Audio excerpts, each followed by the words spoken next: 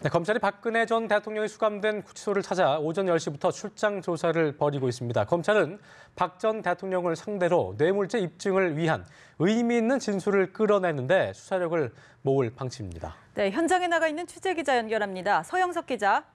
네, 구속 닷새째를 맞는 박 전 대통령은 구치소에 마련된 임시 조사실에서 5시간 정도 검찰 특별수사본부의 조사를 받고 있습니다.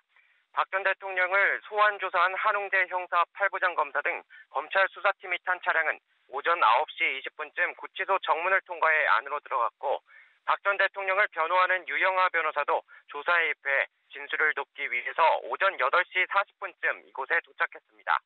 오늘 조사의 관건은 검찰이 구속된 박 전 대통령을 상대로 진술 변화나 혐의 시인을 끌어내느냐가 될 것으로 보입니다.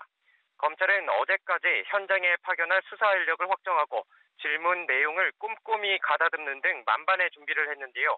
수사팀은 박 전 대통령이 대기업의 출연금을 강요하고 동시에 최순실 씨와 경제공동체 관계를 유지하며 금전적 이익을 바란 것은 아닌지 등을 집중 추궁하고 있습니다. 다만 검찰이 같은 구치소에 수용된 최순실 씨나 안종범 전 수석, 정호성 전 비서관 등과 오늘 당장 대질 조사를 벌일 가능성은 크지 않습니다. 검찰 관계자는 또 구치소 사정상 오늘 조사를 늦게까지 진행하기는 힘들다며 오후 6시 이전에는 끝낼 방침이라고 밝혔습니다. 따라서 앞으로 몇 차례 더 출장 조사를 벌일 것으로 보입니다. 박 전 대통령 지지자들도 매일같이 구치소 앞을 찾고 있는데 오늘 상황은 좀 어떻습니까? 네, 서울 구치소 앞은 이른 아침부터 박 전 대통령 지지자 30여 명이 모여 탄핵 무효와 구속 반대를 외쳤습니다. 이들은 박 전 대통령이 억지 수사의 희생자라며 석방을 요구하기도 했습니다. 또 태극기와 성조기를 흔들며 구치소 앞까지 행진하기도 했는데요.